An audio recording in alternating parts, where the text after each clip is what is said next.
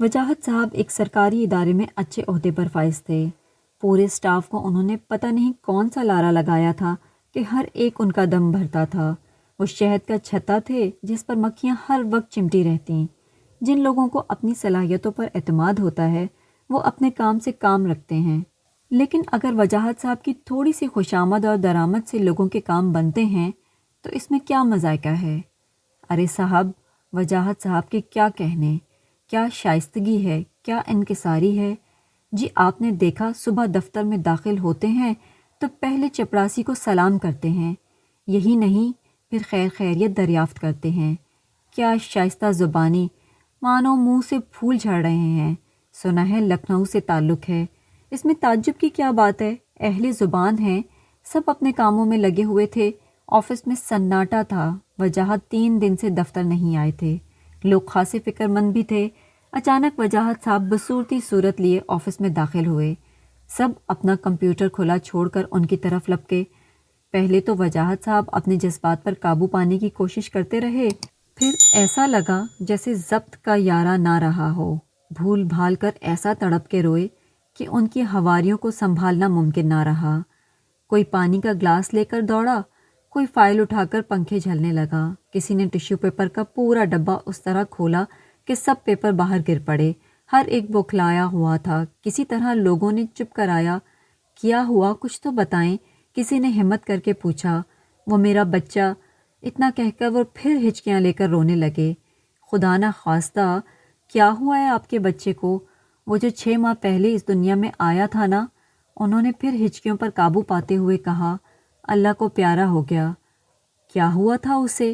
معمولی بخار تھا، ڈاکٹر نے دوا دی، کچھ فائدہ نہ ہوا۔ اسپتال لے گئے تو پتہ چلا گردن توڑ بخار تھا، منٹوں میں چٹ پٹ ہو گیا۔ خیر خدا کی مرضی، انہوں نے ٹھنڈی آب بھرتے ہوئے کہا۔ سب آپس میں چیمہ گویاں کرنے لگے۔ بیچارے بڑے صابر ہیں، آئے دن کوئی نہ کوئی حادثہ ان کے ساتھ ہوتا رہتا ہے۔ کبھی کسی بچے کا ہاتھ ٹوٹ جاتا ہے، کبھی کسی کے کان کا پردہ پھٹ جاتا ہے، کبھی بیوی کی ٹانگ میں فریکچر ہو جاتا ہے۔ ہاں بھائی، بڑے صابر ہیں، ہر وقت دکھ اور آلام کے گھرے رہتے ہیں اور اف نہیں کرتے۔ سب اللہ کی مرضی کہہ کر خاموش ہو جاتے ہیں۔ اللہ اپنے نیک بندوں ہی کا امتحان لیتا ہے، انہیں ہی آزمائش میں ڈالتا ہے۔ بھائی بڑا دل گردہ ہے وجاہت صاحب کا، ماتھے پر شکن نہیں آنے پاتی، اپنا دکھ بھول کر دوسروں کے کام آتے رہتے ہیں۔ کیا جھک جھک کر آداب اور تسلیمات کرتے ہیں، وہی لکھنوئی انداز۔ شمی کی بڑی بہن کا 4 دن بعد فون آ گیا۔ کسی اپنے کی آواز سن کر شمی کا دل بری طرح بھر آیا۔ شمی کیا ہوا ہے بھائی، مجھے ہولائے دے رہی ہو؟ باجی سلو مر گیا، اس نے بیٹھے ہوئے گلے سے بمشکل کہا۔ آنسو تھے کہ رکنے کا نام نہیں لے رہے تھے۔ کیا بک رہی ہو، دماغ تو نہیں چل گیا؟ بہن کو ڈانٹا۔ وہ بھلا کیسے یقین کر لیتی؟ اچھا بھلا تندرست بچہ 6 ماہ کا، نہ بیمار نہ کچھ، بس مر گیا۔ اچھا تم ذرا اپنے حواس درست کرو، پھر بات کرنا، بہن نے دلاسا دیا۔ شمی نے پانی کے 2-3 گھونٹ لیے۔ باجی اس کے دانت نکل رہے تھے، 2-3 روز سے ہلکا بخار بھی تھا۔ میں نے وجاہت سے کہا بھی کہ ڈاکٹر کو دکھا دو، وہ آئیں بائیں کر کے باہر نکل جاتا یا کسی دوست سے باتوں میں لگ جاتا، میری بات سنی انسنی کر کے کسی بچے کو دھنکنے لگتا۔ 4 دن پہلے رات کو وہ بہت بے چین تھا، کسی طرح قابو میں نہیں آ رہا تھا۔ میں کندھے سے لگائے ٹہلا رہی تھی، دودھ بھی نہیں پیا تھا۔ وہ ہچکیاں لے کر رونے لگی۔ بہن گمسم فون کان سے لگائے کھڑی تھی، اس کی سمجھ میں کچھ نہیں آ رہا تھا، ہاتھ پیر ٹھنڈے ہو گئے تھے۔ پھر سلو، اس نے بمشکل کہا۔ وجاہت نے میرے ہاتھوں سے بچے کو چھین لیا اور گالیاں بکنے لگا۔ یہ رات بھر سونے نہیں دیتا مجھے، صبح دفتر جانا ہوتا ہے، نوکری میرے لیے مقدم ہے۔ ہائے میرا بچہ معصوم، وہ پھر رونے لگی۔ ادھر بہن نے سینے پر ہاتھ مارا اور دیوار سے سر ٹکرانے لگی۔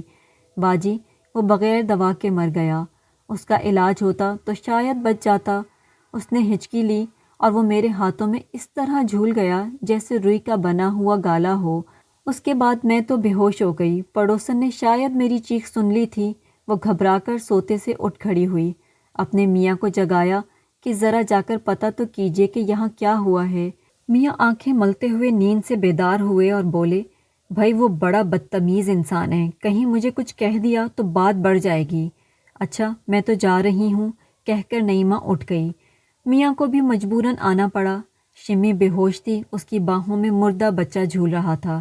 بیچاری نے پتہ نہیں کس طرح اس سے بچے کو لیا اور ہائے کر کے سینہ پیٹنے لگی۔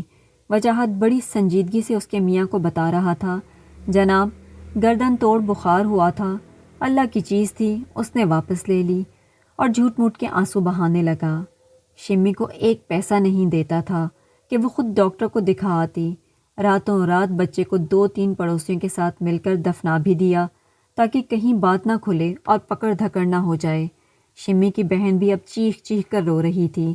دونوں بہنیں خاصی دیر تک روتی رہیں اور بہن وجاہت کو کوستی رہی، میں ابھی آتی ہوں تمہارے پاس۔ نہیں آپ مت آئیے گا ورنہ وہ سمجھے گا کہ میں نے آپ کو بلایا ہے۔ آپ کو معلوم ہے وہ نہ تو آپ لوگوں کا آنا پسند کرتا ہے نہ مجھے جانے دیتا ہے، اور اب تو یہ دھمکی بھی مل گئی ہے کہ زبان کھولی تو ایک آدھ قتل اور ہو جائے گا۔ تم نے ہمیں کبھی اپنے حالات سے آگاہ نہیں کیا، حالانکہ تمہارے چہرے پر پھیلی افسردگی پریشان رکھتی تھی، بڑی بہن شیبا نے سسکتے ہوئے کہا۔ دونوں بہنیں کافی دیر تک روتی رہیں۔ شیبا کو بھی اندازہ تھا کہ اگر رپورٹ کی گئی تو یقیناً وجاہت کو سزائے موت یا عمر قید ہو جائے گی، پھر بچوں اور شمی شہانہ کا کیا ہوگا؟ جنید صاحب یعنی شمی کے والد ایک اہم سرکاری عہدے پر فائز تھے۔ ان کی 2 بیٹیاں تھیں، شیبا اور شہانہ۔ ان کی بیگم دونوں بچیاں ابھی چھوٹی ہی تھیں کہ بیمار پڑ گئیں۔ سمینہ بیگم کا کافی علاج کروایا گیا، پتہ یہ چلا کہ ان کے اعضائے رئیسہ سکڑنے لگے ہیں۔ یہ عجیب اور لا علاج بیماری تھی۔ سمینہ بیگم نے اپنی ایک دور کی رشتہ دار عطیہ جہاں کو اپنے پاس بلوا لیا۔ عطیہ جہاں بہت کم عمری میں بیوہ ہو گئی تھیں۔ 20-22 سال کی عمر ہی کیا ہوتی ہے، لیکن انہیں اپنے شوہر سے بہت محبت تھی، اس لیے وہ نکاح ثانی پر راضی نہ ہوئیں۔ انہوں نے سمینہ بیگم کی پوری لگن سے تیمارداری کی اور ان کے بعد بچیوں کو سینے سے لگا لیا۔ ان کی مامتا کی آگ بھی ٹھنڈی ہو گئی اور بچیوں کو ایک محبت کرنے والی خالہ مل گئی۔ بچیاں انہیں خالہ ہی کہتیں۔ وقت کا کام تو گزرنا ہے، گزر ہی جاتا ہے۔ بچیاں سیانی ہو چکی تھیں۔ جنید صاحب کو جب پہلا ہارٹ اٹیک ہوا، اللہ نے زندگی لکھی تھی 100 اسپتال سے صحت یاب ہو کر واپس آئے۔ لڑکیاں تعلیمی مراحل طے کر رہی تھیں، دونوں کا شمار حسینوں میں ہوتا تھا، گھر کا نظام بھی اچھا چل رہا تھا، بچیوں کے رشتے آنے لگے۔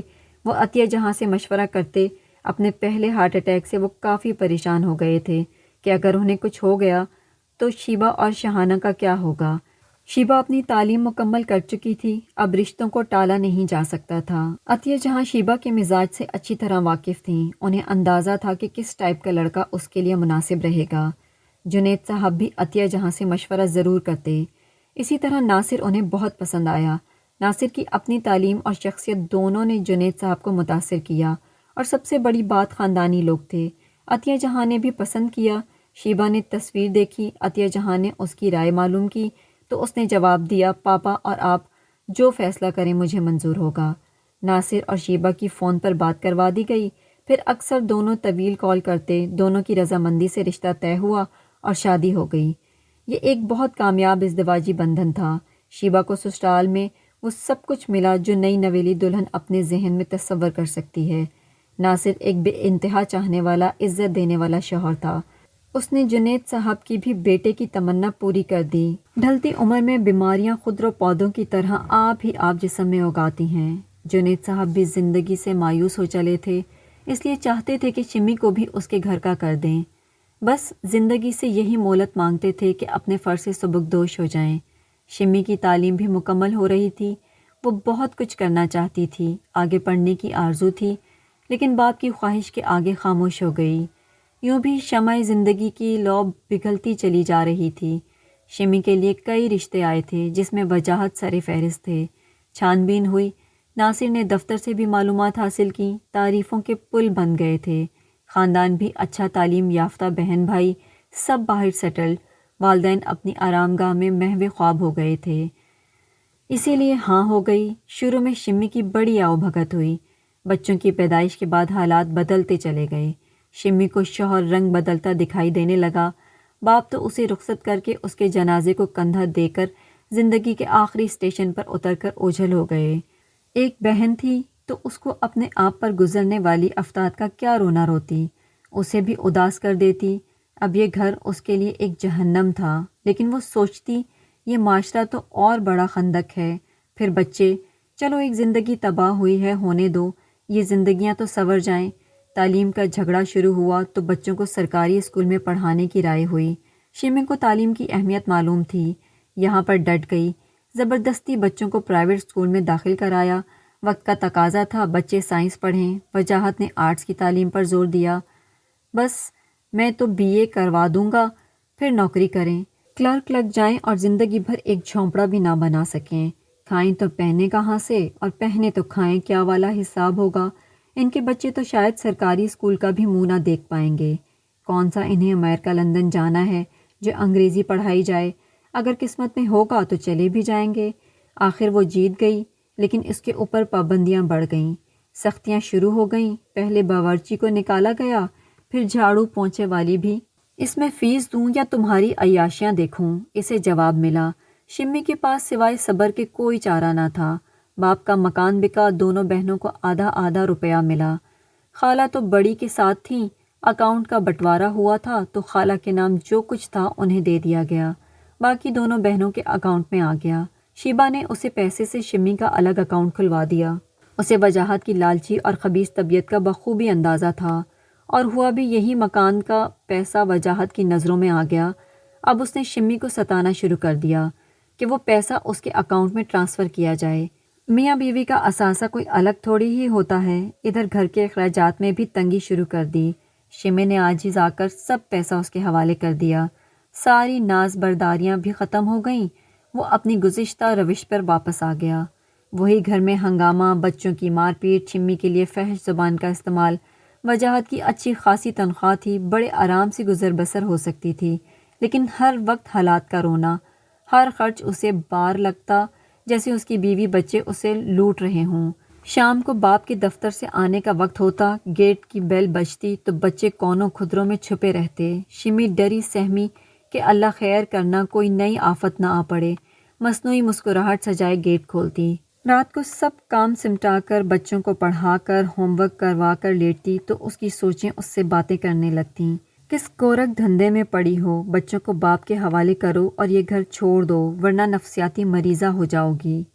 ہاں، بچوں کو چھوڑ دوں، اس ظالم باپ کے حوالے کر دوں، دنیا کیا کہے گی؟ سانپ سے بھی زیادہ تیز چلتی زبانیں پھر منہ اٹھائے اپنی زہریلی دانتوں سے مجھے ڈستی رہیں گی۔ یہ بچے بڑے ہو کر میری چھایا بنیں گے۔ ناپائیدار چھت ہوتی ہے، کبھی ماں باپ کا گھر، پھر پرایا گھر، ہر جگہ سے وہ کسی وقت بھی کبھی بھی چھت سے محروم ہو سکتی ہے۔ نہیں، ایسا نہیں ہوگا، ایسا ہی ہے۔ تیرے بیٹوں کا گھر تیری بہوؤں کا ہوگا، وہ تجھے ہر وقت یہاں سے نکالنے کی سوچتی رہیں گی۔ تیرے بیٹوں کو تجھ سے اس درجہ متنفر کر دیں گی، وہ تیری شکل دیکھنے کی بھی روادار نہ ہوں گے۔ چل اٹھ، فیصلہ کر، اپنی زندگی کے لیے نئی راہیں تلاش کر لے۔ راستے بند نہیں ہو جاتے، ایک در بند ہوتا ہے تو ہزار در کھل جاتے ہیں۔ لوگوں کے خوف سے اپنی زندگی تباہ مت کر، یہ پھر نہیں ملے گی۔ اپنے لیے بہتر مستقبل تلاش کرنا کوئی گناہ تو نہیں، اپنے آپ کو اذیت دینا بھی گناہ ہے۔ وہ سوچتی رہتی، رات آنکھوں میں کٹ جاتی، صبح اس کی ممتا جاگ جاتی، وہ ان کی بہبودی میں لگ جاتی۔ اسے گھر کے ماحول سے خوف آتا کہ کہیں یہ بچے گھبرا کر، بیزار ہو کر کہیں بری صحبتوں میں نہ پڑ جائیں۔ سارے ہنگاموں سے بچاتی ہوئی وہ انہی کتابیں دے کر کمرے میں بند کر دیتی۔ پڑھو، آگے پڑھو، یہ علم ہی ہے جو تمہیں دنیا میں سر اٹھا کر چلنے کی ہمت دے گا، تمہیں اپنے اوپر فخر ہوگا۔ یہی لوگ جو آج اس ماحول کی وجہ سے تم سے ملنے سے کتراتے ہیں، حقارت سے دیکھتے ہیں ہمیں، کل یہی ہمارے آگے پیچھے پھریں گے۔ کھانے میں ذرا دیر ہو گئی تھی، وہ بچوں کو پڑھا رہی تھی، بس آتش فشاں لاوا اگلنے لگا۔ اس کے مرے ہوئے ماں باپ کے لیے جو گھٹیا الفاظ مغلیات بکی گئیں تو جیسے کسی نے اس کے دل پر گرز مار دیا ہو۔ وہ سر پکڑ کر زمین پر بیٹھ گئی۔ اے کاش میں پیدا ہی نہ ہوتی، یا پیدا ہوتے ہی مر جاتی۔ یہ بے گناہی کی سزا تھی جو وہ بھگت رہی تھی۔ ایک بند گلی میں کھڑی وہ فریاد ہی کر سکتی تھی، میرے ماں باپ کا کیا قصور ہے؟ وہ زیر لب بڑبڑاتی رہی، روتی رہی، کون تھا جو فریاد سنتا؟ وجاہت کا پروموشن ہوا، دفتر میں بڑی خوشیاں منائی گئیں۔ دفتر کے کچھ لوگ مٹھائیاں، ہار پھول لے کر اتوار کے دن گھر پر آ گئے۔ ابھی وہ گیٹ پر لگی گھنٹی پر انگلی ہی رکھنا چاہتے تھے کہ اندر سے وجاہت صاحب کی چنگھاڑ، بچوں کے رونے کی آوازیں، بیوی کی التجائیں باہر تک سنائی دے رہی تھیں۔ وجاہت صاحب کے منہ سے بے آواز بلند گھٹیا الفاظ، گندی گندی گالیوں کا فوارہ ابل رہا تھا۔ دفتر والے ایک دوسرے کا منہ تکنے لگے۔ گھنٹی پر سے ہاتھ اٹھ چکا تھا اور وہ ایک دوسرے سے پوچھ رہے تھے، یہ کیا ہے؟